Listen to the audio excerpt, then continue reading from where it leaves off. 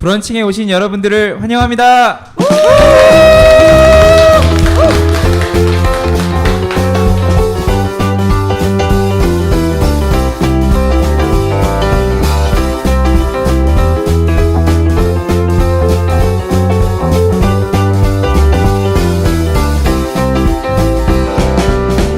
연습 없이 가는 팟캐스트 브런칭입니다. 브런칭에 오늘 처음 오신 분도 몇 분 계셔서 또 간단히 빠르게 설명드리겠습니다. 브런칭은 저희 실무자들 포럼인 공유FC 포럼에서 운영하고 있는 팟캐스트 프로젝트고요. 브런칭의 의미는 이렇게 토요일 오전에 브런치를 같이 나누면서 브랜드 론칭의 이야기를 대표님들과 프랜차이즈 CEO분들과 나누자는 취지의 프로젝트입니다. 근데 오늘 간식을 원래 저희가 식사 대용으로 드리는데 진짜 브런칭을 드리는데 오늘부터 조금 바뀐 포맷이 있습니다.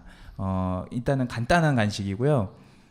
저희가 브런칭이 끝난 다음에 항상은 아니었지만 종종 그 대표님들이랑 식사를 점심을 하게 됐어요. 그래서 아예 식사 자리를 하는 게 좋지 않을까. 이제 물론 지금 오늘까지는 두 분의 대표님을 1시간 반 이렇게 모시는데요. 저희가 11월부터는 개편이 돼서 한 날에 한 대표님만 2시간 하게 돼요. 그러면 그 대표님과 2시간 동안 팟캐스트를 찍고 그 다음에 바로 저녁이 아니죠. 점심을 먹는 형태로 가려고 하고요. 형편이 녹록지 않기 때문에 회비는 10,000원 내시지만 식사를 같이 대표님들과 하시러 가시는 분들은 그 자리에서 별도의 식사비를 같이 뿜빠이 하시면 될 것 같습니다. 나중에 후원 받으면 그것도 다 10,000원 안에서 해결하도록 노력을 해보겠습니다. 그리고 이제 브런칭이 이름이 제가 억지로 껴맞춘 건데 그 브랜드 론칭 그다음에 브런치 뭐 이렇게 해가지고 억지로 맞췄는데 그래서 다시 억지로 맞히게 됐어요. 또 그래서 대표님들과 점심을 먹는 걸 되게 부러워하더라고요. 그래서 부러워한다 런치. 그래서 브런칭으로 이렇게 바꿨습니다. 그래서 런치를 생각하시면 돼요. 이제 브런치를 생각하시면 안 되고 런치를 생각하시면 됩니다. 부럽다 런치. 그래서 점심을 이제 앞으로 같이 먹을 수 있다라는 생각을 하시면 될 것 같습니다. 얼마나 고민하셔서 만든 거예요? 예, 아침에 오는 길에 샤워하면서 오늘 멘트 하나 날려야 되는데 이렇게 나와줬네요, 멘트가. 다행히도. 예. 예, 오늘 모실 분은 되게 젊은 CEO 분이시고요. 오가다의 최승윤 대표이사님이십니다. 예, 소개를 좀 부탁드릴게요. 네. 대신 소개해드립니다. 대신 소개해드리겠습니다. 자, 오늘 모신 분은요, 오가다 최승윤 대표님이시고요. 고려대를 나오셨고, 2005년부터 2007년까지 라인 커뮤니케이션 대표이사를 하셨고, 2009년부터 현재까지 오가다 대표이사님 하시고 계십니다. 그리고 상을 굉장히 많이 받으셨어요. 뭐 소상공인진흥청에서도 받으셨고, 뭐 프랜차이즈 쪽에서도 많이 받으셨고요. 해관보 정상회의 공로패에도 수상하셨더라고요. 그리고 중소기업층에 있는 모범 중소기업상도 수상을 하셨고요. 기업인상도 받으셨고요. 그리고 한국유통대상도 받으셨고, 또 프랜차이즈에서도 회장상이라는 상을 또 받으셨더라고요. 그리고 그 외 다수로 방송 출연이 굉장히 많으셨어요. 그리고 뭐 채널 A에서는 도널드, 돈과 관련된 거 좀 많이 나오신 것 같아요. 그리고 정원진의 더 CEO라는 곳에서 나오시고, SBS의 세상을 바꾸는 15분에도 나오셨네요. 그리고 여러 가지 지금 17년에는 8월에 직업방송에 강의로 하는 청산유수라는 데도 나오셨고, 10월에는 MBN에서 성공 다큐 최고다에도 나오셨습니다. 너무 멋진 분을 큰 박수로 환영해 주시기 바랍니다.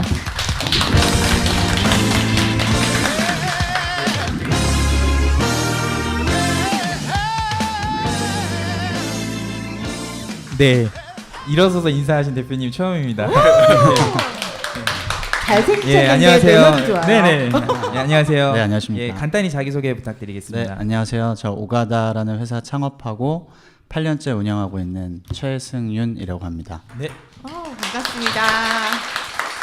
네, 다수의 방송 이력이 있으신데 이 방송은 이제 프랜차이즈 실무자들이 특히나 영업 직군의 분들이 이제 운전하면서 듣는 방송으로 유명하고요. 경제 카테고리에서는 차이는 좀 있지만 평균적으로 30위권 전체로는 한 400위권 정도입니다. 여러분들이 좋아요만 눌러주시면 더 올라가는데 10위권까지 갈 수 있을 것 같은데 지금 누르라고 하면 되죠. 예, 눌러주세요 좀 제발. 지금 뭐 어렵지 핸드폰 않아요. 펴시고. 예, 팟캐스트 대세입니다. 팟캐스트 대세. 아무튼 실무자들이 듣는 방송이고요. 실무자들이 영업 종사자들이 고단한 삶이 있는데 이걸 들으면서 대표님들처럼 꿈을 키우는 아주 유익한 그런 팟캐스트입니다. 예, 저희 포럼은 참고로 이제 뭐 4,000명 정도 있습니다. 예. 예, 안 믿기나요? 그 중에 10분이 오셨고요. 네, 시작해 보겠습니다. 오늘 모신 분은 오가다 최승현 대표이사님이고요. 아까 소개하신 바처럼 다양한 이력들이 있으십니다. 먼저 대표님 개인에 대한 질문들 많이 좀 던지면서 시작하려고 합니다. 예, 하다 보면은 이제 자연스러워지니까요. 예, 저도 할 때마다 긴장되는데 하다 보면 되게 편안하게 얘기가 되더라고요. 먼저 2005년도에 한 회사가 좀 궁금해요. 라임 커뮤니케이션인데요. 어떤 회사였고 어떤 일 하셨는지 좀 알려주세요. 네, 제가 03학번입니다. 그래서 2005년도에 대학교 3학년이었고요. 대학생 시절에 꼭 창업을 한번 해보고 싶었어요. 왜냐하면 뭐 대학교 시절이 이제 주로 공부를 하는 시기인데 공부를 해야만 하는 시기에도 사업을 잘 할 수 있다면 나중에 사업만 했을 때 더 잘할 수 있지 않을까? 그래서 대학생 때 버킷리스트 중에 하나가 사업이었고요. 그래서 조그맣게 대학교 앞에 원룸을 하나 얻어서 사업자 등록을 내고 디자인 컨설팅, 뭐 말이 디자인 컨설팅인데요. 되게 조그만 그런 회사였습니다. 그래서 어떤 작은 기업들, 중소기업들을 대상으로 브랜드 아이덴티티를 잡아주는 컨셉을 기획해주는 그런 회사였어요. 그래서 저희 회사에 미대가 있었는데, 저희 학교에 미대가 있었는데 미대 친구들을 모아서 제가 영업을 하고 기획을 하고 친구들이 디자인을 하고 이런 식으로 한 몇 명에서 소소하게 시작을 해서 한 2년 정도 운영을 하다가 이제 군대를 가게 된 겁니다. 네. 7년부터 9년 그 공백이 군대 기간이었군요. 네, 네, 네. 예. 프랜차이즈에서 되게 중요하다고 할 수 있는 이런 브랜딩에 대한 거를 그래도 대학 때 배우신 거네요. 네, 그때는 정말 목적이 그냥 돈이었어요. 돈 한번 많이 벌어보고 싶다 이런 생각밖에 없었거든요. 네. 근데 지금 와서 생각해 보면은 돈 이상의 훨씬 더 큰 뭐랄까 배움을 얻을 수 있었던 것 같습니다. 예, 예를 들면 아무리 작은 회사, 가령 뭐 직원 한두 명 혹은 1인 기업이라 하더라도 다 그 회사의 철학이 나름 있거든요. 근데 그 철학을 작은 어떤 로고나 심볼 마크에 반영을 하기 위해서 대표님들을 많이 인터뷰를 하고 다녔어요. 네, 그래서 대표님이 생각하는 혹은 중요하게 생각하는 가치를 그 심볼 마크에 넣기 위해서 노력을 하는 과정에서 이 사업하시는 분들 이런 생각들을 하시는구나. 그러다 보니까 제가 나중에 직접 이 오가다를 창업했을 때 도움이 많이 됐던 것 같습니다. 저희 항상 방송할 때 저희가 대본은 없지만 그래도 회사에 대해서 좀 알아야 돼서 자료를 봤는데 여느 회사들보다 예쁜 그쵸. 기업 소개서를 보내주셨습니다. 예. 화장품에 보통 이니스프리 되게 유명하잖아요. 근데 네. 카페에는 오가다가 아닐까 그런 느낌이 딱 그렇게 네, 보이더라고요. 감사합니다. 예. 근데 제가 알기로는 양천구에 사셨고 네. 양천구가 다 그런 동네는 아니지만 그래도 부유한 동네에 사셨던 것 같거든요. 저는 양천에서 제일 부유하지 않은 동네 살아서 네. 항상 그 동네를 바라보고 자는데요. 네. 혹시 왜 돈을 꼭 벌어야 되겠다는 생각을 학교 때부터 그렇게 하시게 됐나요?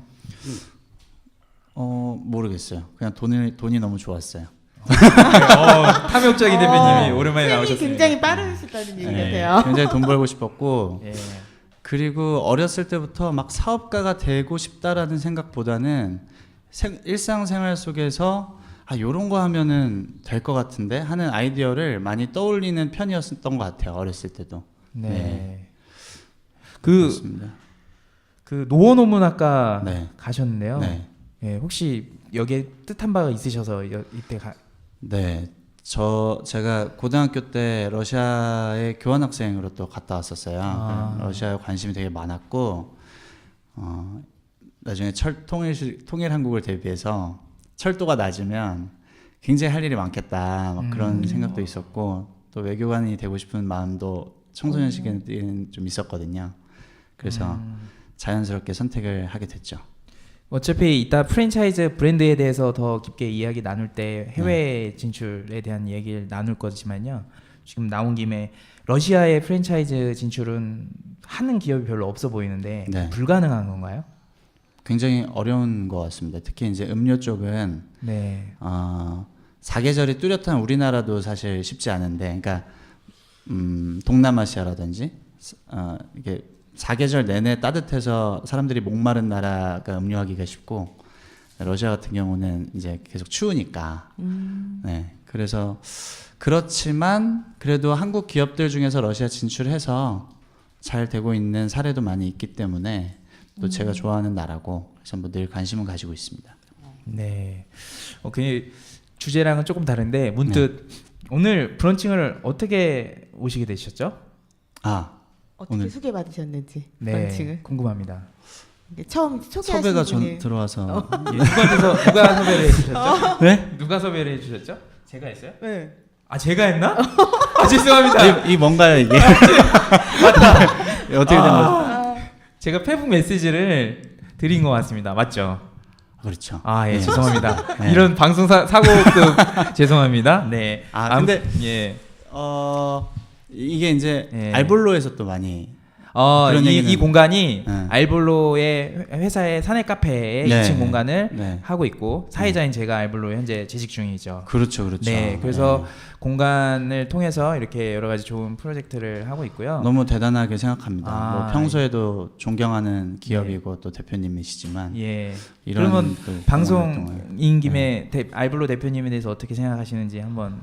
알볼로 네. 대표님은 정말 저한테 영감을 많이 주시는 분이시고요. 예. 제가 아까 말씀드렸다시피 이 동네 사람이에요. 그래서 네. 알볼로를 처음 알게 된 거는 그 알볼로가 매장 한두 개 있을 때 정말 처음부터 알게 됐어요. 왜냐면 제가 어느 날 이제 집에 있다가 피자를 먹고 싶어서 피자 밀짚 모자 뭐 이런 거 미스터 뭐 이런 걸 이제 시키려고 했더니 저희 어머니가 요새 누가 그런 거 먹냐며 네, 요새 목동에서는 여기가 대세다 그러면서 주문을 하신 게 알볼로였어요. 그래서 알볼로를 알게 됐거든요. 네. 근데 지금까지도 알볼로의 모토가 엄마가 만든 집밥 같은 피자, 그게 중요한 모토 중에 하나지 않습니까? 그러니까 그 처음부터 저는 정말 직접적으로 어머니가 이 브랜드를 소개해 주셨던 거고 지금까지도 그 가치를 이어가고 있다는 것도 놀랍고 대표님이랑 술자리를 하다 보면 보통 조금 거나해지면 사업 이외의 얘기들도 하고 뭐 그러는데 대표님은 아무리 취해도 취하면 취할수록 장인정신 얘기를 하세요.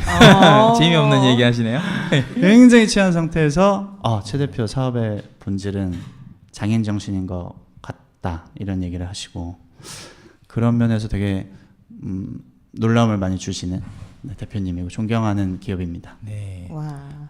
본의 아니게 제가 저기 PPL을 넣게 됐네요. 일부러 예. 노렸던 것 같아요. 네, 아니에요. 진짜 친하다고 해야 되나? 아주 자주 뵙게 돼서 회사 사무실에서도 이렇게 한두 번 뵙게 돼서 항상 어떻게 생각하시나 궁금했고요. 네. 네. 저 양천구 산다는 얘기 이렇게 꺼내셨을 때 네. 요 방향으로 이제 하시는구나 준비를 하고 있었습니다. 오, 네. 센스가 네. 있으신 분이셨어요. 네, 눈치가 빠르세요. 네. 네. 알겠습니다. 예, 오가다 얘기를 그냥 좀 더 많이 해보려고 좀 먼저 빨리 꺼내 볼까 합니다. 예, 오가다가 참 저희 프랜차이즈 시장에서 그리고 카페 시장에서 뭐 획을 그었다고 저는 생각을 하는데요. 오가다가 어떤 브랜드인지 간단히 좀 소개 부탁드리겠습니다. 네. 오가다는 노가다의 다른 말이냐 이렇게 얘기하시는 분도 있는데 두 가지의 의미가 있습니다. 이 5가지 아름다운 차라는 뜻이 있고요. 그리고 거리나 길을 오고 가다 하는 그런 순우리말의 의미도 있습니다. 그래서 이 브랜드를 이해하시는데 숫자 5가 굉장히 중요한 키워드인데요. 동양 사람들은 숫자 5를 되게 좋아합니다. 뭐 오장육부, 음양오행 뭐 이런 것들이 있잖아요. 그래서 5가지 젊은이들도 쉽게 마실 수 있는 건강차로 시작을 했고요. 지금은 또 계속해서 이 건강의 컨셉을 가지고 메뉴를 확장하고 브랜드를 발전시켜 나가고 있습니다. 한마디로 말씀드리면 한국 전통차를 재해석한 카페 브랜드라고 보시면 되겠습니다. 네. 뭐 박수 한 번만. 분위기가 오늘 좀 졸려온 분위기라서 박수를 계속 자주 유도하겠습니다. 제가 이거 다른 얘기인데요.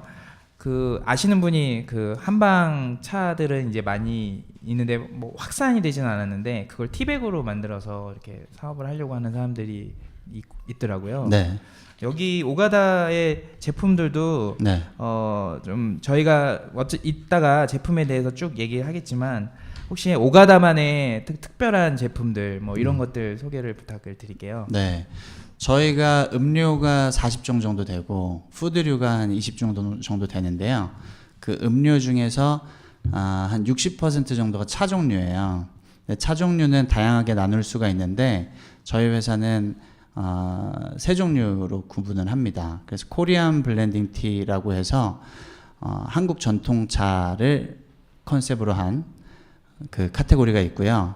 여기에는 이제 쌍화 블렌딩, 대추 감초 블렌딩, 뭐 생강진피 블렌딩 이렇게 이름만 들어도 뭔가 마시면 무서울 것 같은 그런 음료들이 이제 있고요. 그리고 프루트 블렌딩이라 그래서 이건 한국에서 아주 우수한 품종이 자라는 과일들을 위주로 한 과일 차들이 있어요. 이 중에서는 한라봉 오미자가 제일 유명하고요. 그리고 허브 블렌딩이라 그래서 다양한 허브차 종류들이 또 있습니다. 네. 최근에는 저희가 전체적으로 당도를 줄이고 어떻게 하면 더 건강한 음료를 만들 수 있을까 노력을 해나가고 있습니다. 보니까 오가다 당이라는 것들을 자체 개발해서 쓰신다고 네. 되어 있더라고요. 네. 그게 어떤 거예요? 이 카페를 하는데 이 당이 반드시 필요하거든요. 카페업에는. 그래서 보통은 설탕 시럽을 쓰시는데 저희는 자체 개발한 건강 당을 쓰고 있어요. 건강 시럽을. 그래서 이름이 오가당입니다. 오가당. 네, 제가 웃기려고 지었는데 아무도 웃지는 않고 뭐냐 뭐 그러더라고요. 그래서 오가당으로 뭐 상표 등록도 하고 제조 특허도 가지고 있습니다. 그래서 오가다에 들어가는 음료들은 건강한 당으로 단맛을 내는 그런 음료들입니다. 오가당은 뭐 5가지 재료들이 들어가 있는데 감초 추출물이라든지 진빛 추출물, 구기자 추출물 이런 것들로 이루어져 있습니다. 엄마들이 되게 저는 아이를 키우는 엄마라서 네. 아이들이 시럽을 달라는 경우 되게 많거든요. 그런 게 좀 있으면 좀 좋을 것 같다는 생각을 했는데 아까 이렇게 보면서 오가다니 되게 특별하게 와닿았거든요. 네. 혹시 뭐 외부에서 판매도 하시는 건지. 그걸 계획을 했는데 네. 아직까지는 실행에 못 옮기고 있고요. 그것도 계획을 했습니다만 네, 앞으로 해볼 수 있는 만들어주세요. 거라고 생각합니다. 감사합니다. 네. 그리고 보면 이렇게 그 한국인 차 보면 차 시장들을 보면 전통차의 예쁜 그릇, 유리잔 이런데 그 오가다 매장을 가보면 굉장히 사진을 찍기 예쁘게 많이 만들어 놓으신 코너들이 좀 많더라고요. 네. 네, 플레이팅이 좀 예쁘게 많이 나오는. 뭐 그렇게 봐주시면 너무 감사하고. 그리고 벽이나 뭐 이런 거에 대해 사진 찍을 수 있는 거리들이 그래도 네. 좀 많은 카페들인 것 같아서 네. 그걸 일부러 컨셉을 잡으신 게 있는지. 그런 쪽으로 되게 지향을 하는데 사실 뭐 매장 수가 아주 많지는 않지만 전국구 브랜드로 사업을 하면서 그렇게 완전 힙하게 막 하는 게 참 어려운 것 같아요. 모든 매장에 다 적용할 수 있게 하는 게. 그래서 항상 뭐 어느 정도 선이 적절한 선인가 고민은 되게 많이 하고요. 근데 다만 이 아이템 자체가 좀 특이하니까 사진 찍어서 SNS 올려주시는 분들은 감사하게도 많은 것 같습니다. 그래서 뭐 어떤 정말 예쁘게 사진 찍고 쉽게끔 만드는 것을 저도 굉장히 중요하게는 생각하는데 뭐 되게 어려운 일인 것 같아요. 노력은 계속 하고 있습니다. 네. 저는 사실은 회사에서 그 강의도 한번 들었고 방송도 많이 하셔서 이렇게 오며 가며 한두 번씩 방송도 들은 적이 있어서 이렇게 제가 알고 있는 거를 다시 질문하는 거 별로 좋아하지 않아서 이렇게 질문을 안 드리려고 했던 건데 여기 계신 분들한테는 또 생소하신 분들한테는 되게 흥미로운 이야기가 사실 오가다라는 회사의 첫 매장에 열릴 때 첫 매장을 만들 때 이런 스토리 같아요. 네. 그 편하게 그 매장을 어떻게 하다가 이제 오가다를 시작하게 되었고 그다음에 첫 매장을 어디서 내고 그리고 그 매장을 어떻게 운영했다 이렇게 편하게 얘기해 주시면 좋을 것 같습니다. 네. 제가 아까 말씀드렸듯이 유니언 시절부터 어떤 아이템을 하면 재밌거나 돈이 될까 뭐 이런 생각을 많이 하다 보니까 그 아이템 노트가 있었어요. 사업 아이템 노트. 그것을 오가다 시작하기 전까지도 이제 계속 이제 쓰는 게 있었는데요. 군대 가서도 휴가 나올 때마다 그런 생각을 했던 것 같아요. 제가 이제 장교로 ROTC로 군 생활을 했는데 그 대학교 졸업하고 바로 군대 가서 군 생활하면서 아이템 노트를 계속 이렇게 쓰고 또 부대원들이랑도 얘기도 많이 나누고 그렇게 해 나가다가 이제 전역할 때쯤에 취업 말고 창업을 해야겠다라고 결심을 하고 그 아이템 노트 중에서 딱 한 가지를 선택을 해서 창업을 하자. 근데 그 아이템 중에 오가다를 선택했던 이유가 두 가지였어요. 첫 번째는 당연히 시장성이 있겠다고 생각을 했고요. 두 번째는 내 스스로 굉장히 의미 있는 일이 될 것 같았습니다. 그러니까 돈도 잘 벌면서 굉장히 쉽게 말해서 착한 일일 것 같았어요. 이 시장도 작고 불모지 같고 그런 특히 젊은이들이 기피하는 한방차, 전동차, 한국차 이런 종류를 어떤 브랜드로 만들어서 론칭을 하게 되면 잘 안 될 수도 있겠지만 그 시도 자체로도 굉장히 저한테는 스스로 가치 있게 느껴지는 일처럼 생각이 됐습니다. 그래서 창업을 하게 됐고요. 딱 입지를 정해야 되는데 제가 이 서울시청 인근에서 앞서 말씀드렸던 디자인 컨설팅 회사를 할 때 영업을 막 많이 다니다 보니까 상권을 굉장히 빠삭하게 알고 있었어요. 그래서 무조건 여기 해야 돼 하는 자리에 사장님을 막 설득을 하고 그래서 1호점 자리를 이제 구했죠. 근데 되게 조그만 자리였어요. 의탁자를 한 테이블도 놓을 수 없는 2평짜리 아주 작은 매장이었습니다. 뭐 초기 자본도 부족했고 또 그 일대가 부동산 비용이 상당하기 때문에 아주 작을 수밖에 없었어요. 그래서 그 매장을 얻어서 제품 개발도 뭐 한의사분이랑 어머니랑 이렇게 해서 같이 하고 그리고 이름을 정하는데도 이제 같이 대학교 때 사업했던 친구들이랑 이제 브랜드 컨셉을 잡고 그렇게 해서 오픈을 2009년에 드디어 이제 하게 된 거죠. 저는 그때도 막 기업 미션, 비전 이런 거 다 세워놓고 조그만 구멍가게 하나 내면서 그리고 매장 바로 앞에다가 스타벅스를 능가하겠습니다 이렇게 써놓고 시작했어요. 그런데 그 매장에 한 얼마 떨어지지 않은 곳에 스타벅스 코리아 본사가 있었습니다. 아시다시피 이제 스타벅스 코리아가 대기업 신세계랑 미국 스타벅스랑 이 합작한 회사잖아요. 그 본사가 바로 옆에 있었어요. 그래서 저로서는 정면 도전이었죠. 그들은 신경도 안 썼지만 그래서 거기에 조그맣게 스타벅스를 능가하겠습니다 하고 써놓고 시작할 정도로 굉장히 자신감이 컸어요. 처음부터 대박이 날 거라고 생각을 했죠. 네. 모든 게 완벽하다. 우리는 철학도 있고 아이템도 좋고 디자인도 정말 잘했고 우리 각각 그 맨파워도 저로서는 뭐 굉장히 뭐 빵빵하다고 생각했고 근데 오픈 한 첫날에 완전히 망했어요. 첫날부터 완전 파리가 날렸어요. 아무도 관심도 없고 저게 뭐 커피냐 차냐 이런 문제도 아니고 아예 저기서 뭔가 영업을 하고 있다는 것조차 아무도 모르더라고요. 이게 대박이 날 거라는 생각은 저만의 환상이었던 거죠. 그래서 굉장히 놀랬고 좀 낙담하고 그랬는데 이게 주변을 둘러봤더니 같이 준비를 했던 친구들이 다 저를 되게 걱정스럽게 보고 있는 거예요. 기대가 되게 컸던 걸 알고 있는데 장사가 안 되니까 친구들이 저를 제 뭐 마포대교 오늘 올라가는 거 아니냐 뭐 이런 눈빛으로 보고 있고 그래서 이러고 있으면 안 되겠다. 그래서 화장실에 가서 확 세수를 하고 저는 좀 뭐가 안 풀리면 일단 씻습니다. 이렇게 샤워를 할 수 있으면 샤워를 하고 막 세수를 하는데 세수를 하고 이렇게 거울을 보면 조금 잘생겨 보여요. 남자들이 그런 게 있어요. 아유, 격하게 공감하시는 분들이. 그래서 활짝 이렇게 억지로 막 웃으면서 내려와서 친구들 다 모아놓고 우리 내일부터 어떻게 할 것인지에만 집중을 하자.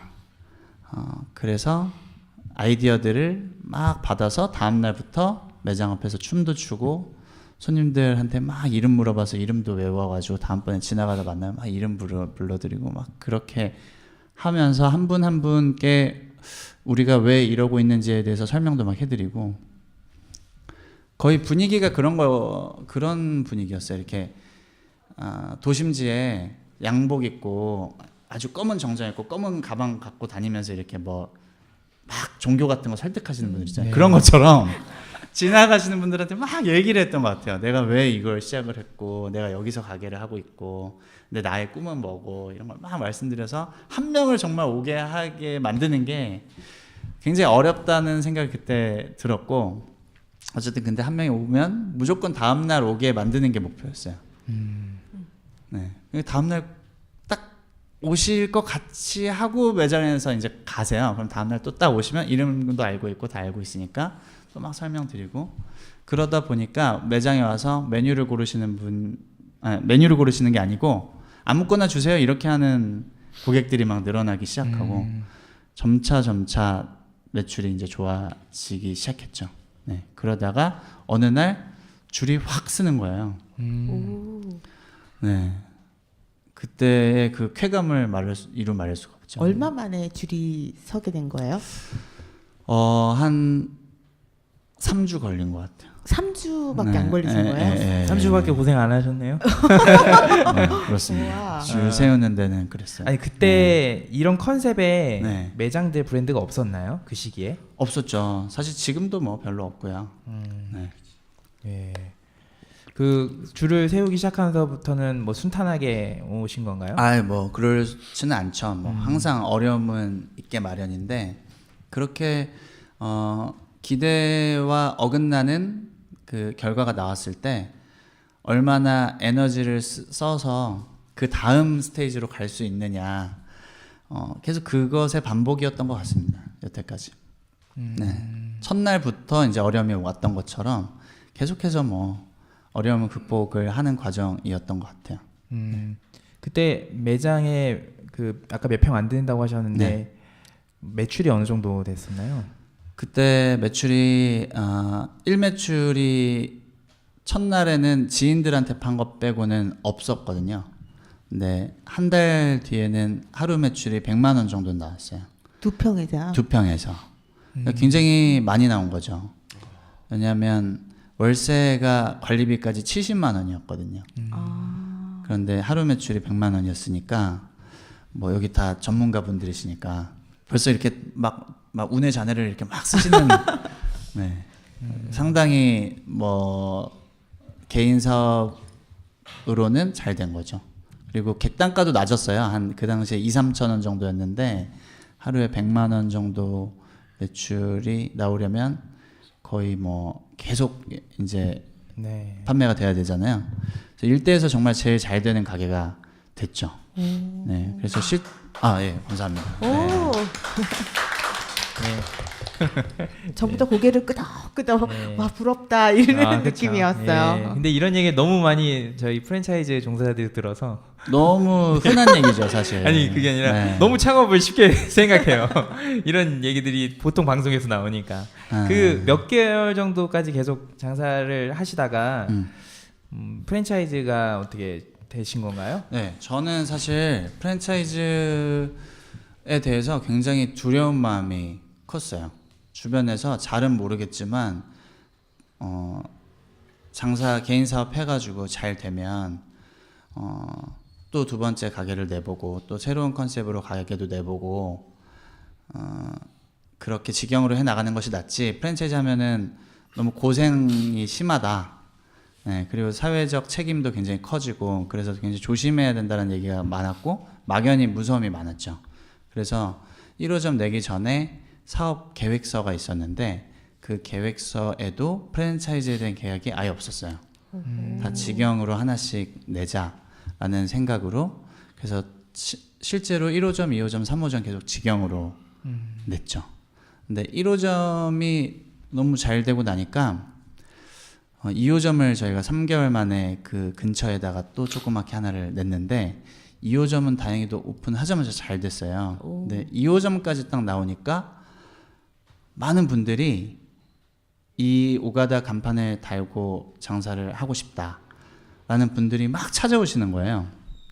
그래서 저는 그 프랜차이즈 쪽으로 지식이 없기 때문에 만약에 하더라도 준비하는 데 시간이 걸립니다 하고 많이 고사를 했죠. 그랬는데 한 예비 창업자께서 그러면 공부를 해라 이러면서 저한테 공부할 걸 계속 갖다 주시는 거예요. 네. 그리고 그 당시에 이제 대형 원두커피 전문점들이 굉장히 많았거든요. 굉장히 잘 되던 시기였고 그런 브랜드의 가맹 계약서와 뭐 정보공개서 등등을 저에게 계속 갖다 주셨어요. 이거 봐라, 이거 봐라, 공부 좀 해라. 그런 식으로. 그래서 그만큼 이제 열고 싶어 하시는 거죠, 매장을. 그래서 그것들을 이제 보다가 이제 등록도 등록이지만 프랜차이즈를 하려면 유통 시스템에 갖춰야 되고 슈퍼바이징이 돼야 되는데 그런 조직이 하나도 없잖아요. 그냥 저 혼자 뭐 막 장사하고 있는 건데 그런 부분에 대해서도 또 투자가 돼야 되고 어려움을 토로했더니 또 도와주시는 거예요, 그분들이. 그래서 장단점을 냉정하게 따져보기 시작했습니다. 사업 방향에 대해서. 그러다가 프랜차이즈가 극복해야 될 단점도 많지만 정말 좋은 시스템이구나라는 걸 알게 됐어요. 그 편견들이 많았구나. 그리고 잘만 운영한다면은 정말 좋은 모델이구나. 그리고 쉽게 말해서 개인 사업자가 돈이 없는 상태에서 대기업처럼 사업을 확장할 수 있는 유일한 방법이 아닌가? 그 당시 그런 생각이 들었습니다. 그래서 야 이게 무조건 흑과 백처럼 좋고 나쁜 게 딱 정해져 있는 게 아니라 프랜차이즈를 선택을 하고 장점을 취하고 그 극복해야 될 점을 노력해서 극복을 한다면 좋겠다 싶어서 이제 특히나 또 매장 내달라고 요구하시는 분들도 너무 많고 그래서 용기를 내서 이제 3호점까지 직영을 해보고 또 한 1년 정도 해보니 어떤 식으로 운영을 하면 수익 구조가 나오겠구나 하는 확신도 나름대로 들고 그래서 하나 둘 조금 이제 가맹점을 내기 시작했습니다. 네, 우리나라 그 창업 시장을 보면 그 가게를 그냥 본인 힘으로 이렇게 하는 독립 브랜드들이 있고, 근데 이제 창업을 접근하는 방식에 있어서 요새 젊은 사람들은 이제 멀리 보고 프랜차이즈까지 보면서 그 브랜드를 처음부터 그렇게 만드는 분들도 있고, 그다음에 보통은 프랜차이즈고 아니면 뭐 디자인이고 브랜딩 그런 거보다 그냥 메뉴에 집중해서 보통 이렇게 작게 내는데 대표님은 그 중간에 선인 것 같아요. 브랜딩은 경험이 어느 정도 있었고 개인 브랜드로서는 좀 잘 갖춰진 매장이었고 프랜차이즈는 준비 안 하셨던 거고 그냥 중간선에서의 창업이 된 것 같은데 운영을 해보았을 때 그 멀리 보고 이런 시스템이나 어떤 프랜차이즈 고려해서 이렇게 브랜딩을 하는 게 좋을지 아니면 그런 거는 나중에 다 하는 게 좋겠다 생각하시면서 그냥 하시는 게 좋을지 어떻게 생각하세요? 완전 케이스 바이 케이스인데 제 한편은 사실 프랜차이즈 시스템에 무슨 아이템을 얹으면 좋을까 하는 접근보다는 어떤 브랜드가 소비자한테 가치를 줄 수 있을까라고 시작을 해서 그것이 프랜차이즈 시스템과 접목했을 때 맞는지 판단하는 게 더 지속 가능한 기업을 일구는데 더 유리한 것 같다는 생각을 해요. 그러니까 주변에 보면은 내가 프랜차이즈 전문가인데 프랜차이즈는 좀 알고 있는데 어떤 사업으로 좀 프랜차이즈를 해볼까? 이런 분들이 되게 많은 것 같은데 그것보다는 프랜차이즈는 하나의 툴이고 목적이 될 수 없는 거죠. 도구인 거지 프랜차이즈가 사업의 목적은 아니기 때문에 목적을 정하고 도구로서 여러 가지 사용 가능한 것 중에서 프랜차이즈를 사용하는 게 더 낫다는 생각입니다. 근데 이제 다만 개인 사업으로 시작을 해서 잘 돼서 프랜차이즈로 전환을 할 때 정말 뭐 마누라 빼고 다 바꾸라 그런 얘기가 있잖아요. 그런 것처럼 사업에 대한 모든 메커니즘을 다 바꿔야 되는 것 같아요. 그러니까 비슷한 사업이 아니라 개인 사업으로 하시는 거랑 프랜차이즈 사업은 완전히 다른 사업이다라고 생각하고 접근을 해야 되는 것 같아요. 내가 개인 사업으로 내 브랜드를 매장 하나를 내봤는데 너무 잘 돼서 이걸 프랜차이즈로 하자. 뭐 이런 식으로 가다 보면 프랜차이즈 잘 되겠지 하면은 안 되는 것 같습니다. 완전히 다른 이제 정말 새로운 사업을 하는구나라는 생각으로 프랜차이즈에 대해서 준비를 해야 되는 것 같아요. 저도 이제 그 과정에서 실수도 많았고 뭐 그러다 보니까 그런 생각이 듭니다. 그거를 지금 말하는 부분을 이 방송을 들으시는 분들이 진짜 궁금해하는 부분이에요. 그 대표님은 경험을 통해서 이게 여러 가지 경험들로 이렇게 딱 자리를 잡은 생각이신데 구체적으로 그런 게 뭘까에 대한 걸 되게 궁금해하시더라고요, 사람들이. 그 개인 브랜드에서 프랜차이즈 브랜드를 가는 과정에서의 차이점, 뭐가 정말 힘든 거고 어떤 시행착오가 있었는지에 대한 그 부분이요. 네, 구체적으로 한번 사례를 생각해 보시면 좋을 것 같아요. 네. 일단은 쉽게 말하면 B2C가 B2B가 되는 거죠. 근데 B2B2C인 거죠, 정확하게 얘기하면. 네.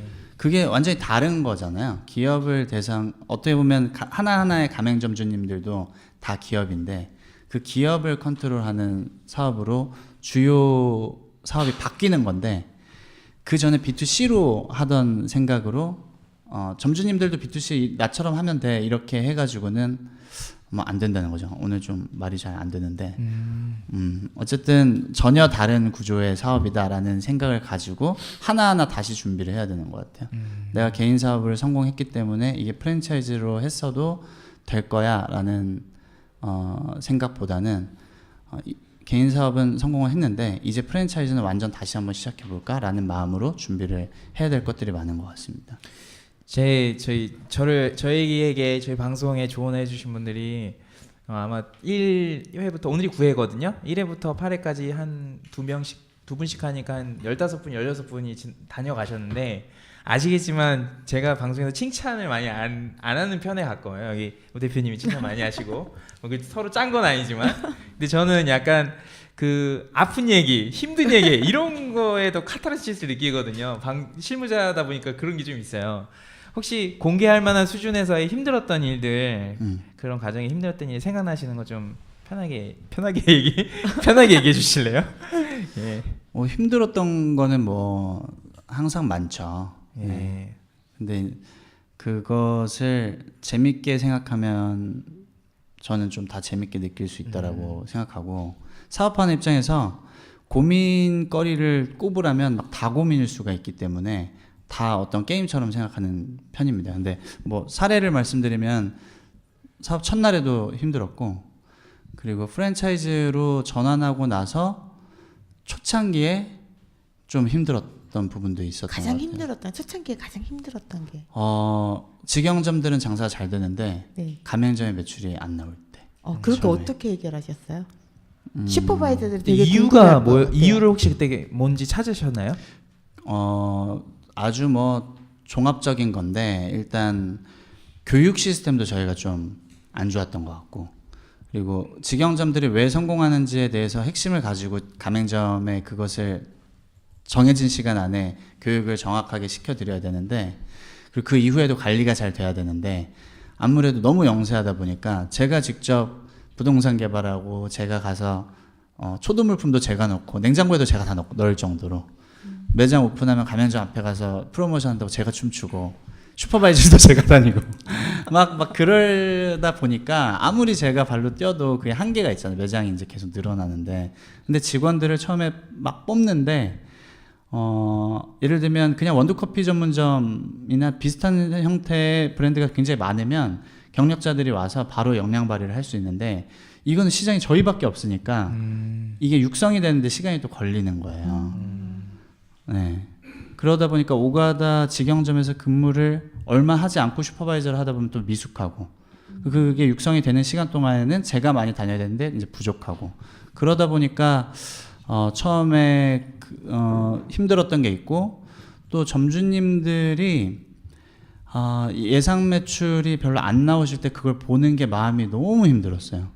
제가 그 사업하기 전까지 누군가한테 이렇게 피해를 준 적이 직접적으로는 정말 없지 않나 이렇게 생각할 정도로 둥글둥글하게 잘 지내왔는데 정말 그 적지 않은 돈을 투자를 해서 어쨌든 저희 브랜드와 저를 믿고 투자를 하셨는데 장사가 잘 안 되는 기대보다 안 나와서 힘들어 하시는 걸 볼 때 저는 너무 정말 잠이 안 올 정도로 견디기 힘들었어요. 그래서 특히 이제 7호점까지는 장사가 되게 잘 됐어요. 가맹점들이. 근데 8호점이 그 7호점까지는 다 서울 종로, 여의도, 강남 이렇게 딱 오피스 지역이었어요. 근데 8호점은 완전히 주거 지역, 응암이었습니다. 응암. 근데 점주님이 너무 하고 싶어 하시고 그래서 제가 상권을 보니까 여기는 위험하다. 지금 오가다로는 말씀을 드렸습니다. 그런데 점주님이 너무 열정이 있으셔서 임대 계약을 하시고 또 온 거예요. 나 벌써 임대 계약까지 했는데 이거 해야 된다. 네. 네, 그래서 그게 사실 첫 번째 실패 매장이었어요. 저한테는. 그래서 오픈을 했는데 알겠어요, 점주님. 그러면 열심히 한번 해보고 저도 첫날에 안 됐는데 결국엔 잘 되게 만들었으니까 그럼 지금 이미 주사위는 던져졌으니까 열심히 해봅시다. 오픈을 했는데 완전 안 된 거예요. 너무 완전 또 파리가 날리는 거예요.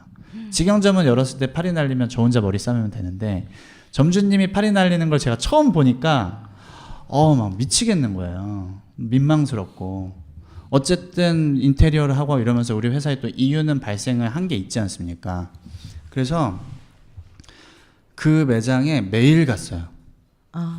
근데 만약에 제가 스케줄이 밤 11시에 끝나서 응암의 문이 10시에 닫았다. 그러면 가봤자 문 닫아 있잖아요. 그래도 11시에 갔어요. 그 매장에.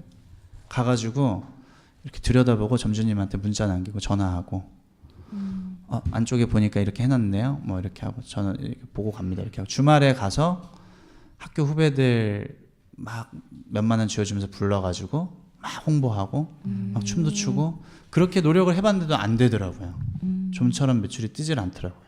점주님도 정말 잘하는 점주님이셨고 그 점주님이 던킨도너츠를 같이 운영하고 계셨는데 던킨도너츠 전국 매출 5위 안에 드는 매장일 정도로 굉장히 그 오퍼레이션이 좋은 점주님이셨고 저도 최선을 다하고 근데 이게 상권이랑 브랜드가 안 맞는 거를 극복을 못 하겠는 거예요. 제가 그때 느꼈습니다. 그 전까지는 다 극복할 수 있다라고 생각했는데 야 상권은 극복하기가 정말 어려운 거구나. 그런 생각이 들어서 그때부터 정말 상권에 대해서 중요하게 생각을 했던 것 같아요. 근데 점주님이 결국에는 임대료를 감당하지 못하고 처음으로 이제 매장을 운영을 열심히 하시다가 닫으시게 됐는데 닫으시면서 매장을 또 내셨어요. 어디다요? 오피스 쪽에다가. 오피스 쪽에다. 대단하시고 고맙고도 하고 대단하시고 신기하신 분이네요. 그래서 이제 네. 내셔서 안국에 내셔서 잘 되셨어요. 되게 다행이네요. 되게 다행이죠. 근데 네. 저는 네. 그때는 마음이 너무 힘들었는데 한편으로 생각해 보면 우리 이제 회사의 직원들이 몇 명 안 됐지만 저한테 매일 응암점에 가는 걸 보고 저한테 되게 돌직구 날리는 사람 많거든요. 저한테 되게 소탐대시란다 그랬었어요. 어차피 그 매장은 점주님께서도 또 다른 여기가 안 된 게 뭐 최승윤 탓이다 이렇게 생각하시는 것도 아니고 상권의 문제고 또 열심히 우리가 나름대로 하고 있고 근데 대표가 맨날 거기 짱 박혀갖고 다른 거 할 것도 많은데 장사 거기 처음 안 된다고 그러고 있는 게 그게 소탐 대실 아니냐. 그럼 나머지 가맹점주님들은 뭐냐. 잘하고 있는 점 뭐 이런 얘기도 듣고 막 그랬죠. 근데 일리 있는 얘기죠. 사실 논리적으로. 근데도 또 나이도 지금도 뭐 젊지만 그때는 더 어리고 경험도 없고 그러다 보니까 아마 안 가고는 못 빼게 되겠더라고요. 그런데 다행히도 사실 장사가 아주 잘 돼서 또 내는 경우는 있어도 망했는데 또 내는 경우는 없잖아요. 네. 나중에 알고 보니까 그런 경우는 없더라고요. 네. 근데 뭐 그 점주님께서 안 됐는데 또 내셨다라는 거는 되게 뭐랄까? 저는 프랜차이즈 업에 종사하는 사람으로서 조금 작은 훈장 같은 경험으로 생각하고 있어요. 네. 지금 그 오가다에서 바라보는 이 시장이 공차 같은 그 버블티 시장은 작지만 의미 있게 자리를 잡았다고 사람들이 보는 것 같아요. 네. 어떻게 생각해서 지금 현재 하고 계신 시장은 자리를 좀 잡은 것 같나요? 저희가 이제 차 브랜드거든요. 그 홈페이지를 가나 매장에 가나 뭐 어떤 시각적인 걸 봐도 누가 봐도 이건 다른 커피점이랑 다른 차 브랜드다라고 아실 수 있는데 이 차 시장에 대한 기사를 포털 사이트에 검색을 해보면 뉴스 기사가 차 시장 이제 큰다 이게 10년 전부터 예. 커피 시장만 큰 것 같네요. 네, 차 시장 이제 꿈틀한다 뭐 이런 게 뭐 굉장히 2000년대 초반부터 있어요 기사들이. 근데 사실상 차 시장이 그렇게 크지는 않았어요. 계속해서. 그 제가 2009년에 창업할 당시만 하더라도 그런 기대도 굉장히 컸는데 그때부터 지금까지 숫자상으로 차 시장이 그렇게 커지진 않았거든요. 그런데 작년부터는 조금 달라요. 차 시장이 주변에 교류하는 다인 분들 얘기만 들어봐도 뭐 T클래스 같은 거 하면 예전에는 정말 오타쿠 기질 있는 사람들만 왔었는데 지금은 그냥 정말 평범한 사람들도 막 꽉꽉 들어찬다. 차에 대한 관심이 많아지고 있다라는 얘기도 하고 편의점만 가봐도 차 RTD 음료가 굉장히 많죠. 특히 요새는 또 홍차, 뭐 그 밀크티 종류들이 굉장히 많아졌고 또 요즘에 뭐 작년에도 스타벅스가 차 브랜드를 이제 한국과 중국과 일본 동시에 이렇게 론칭을 하고 나서 워낙에 트렌드를 리드하는 브랜드다 보니까 우리나라에 있는 커피 브랜드들이 차를 막 다 또 출시를 하기 시작했고 대규모 유통 업체들도 차에 대해서 제품을 앞다퉈 좀 내고 있어요. TV 광고도 차 TV 광고가 있을 정도로 예전에 아주 정말 고액의 모델들은 커피를 했었는데 차를 가지고 막 모델이 나와서 하고 이러진 않았잖아요. 근데 그런 흐름도 있고 하기 때문에 올해도 작년보다 차 시장이 좀 많이 커지긴 했지만 내년에 굉장히 많이 더 커질 거라고 생각하고 있습니다. 그 큰 시장을 어떻게 좀 잘 네, 확보하셨나요? 저희가 일단 8년 동안 다져온 게 있기 때문에 차에 대한 연구 개발 능력이라든지 또 제품 기획력이라든지 이런 것들이 완벽하진 않지만 2009년부터 지금까지 차 카페 브랜드로서 계속해서 성장하고 있는 브랜드는 우리나라에서 저희밖에 없기 때문에 네. 앞으로 차 시장이 커지는 그런 동력이 굉장히 잔잔히 가고 있는 배에 잘 가고 있는 배에 이렇게 순풍이 되어줄 거라고 기대는 하고 있고요. 만약에 그렇지 않더라도 지금처럼 조금씩 성장하면서 내실을 다지는 그런 기업으로 해 나간다면 언제든지 기회는 또 온다고 생각하고 있습니다. 네. 박수 한번 주셔야 될 것 같아요. 1부는 여기서 마치겠습니다. 예, 잠깐 한 2, 3분만 쉬었다가요. 바로 이어서 하겠습니다. 감사합니다.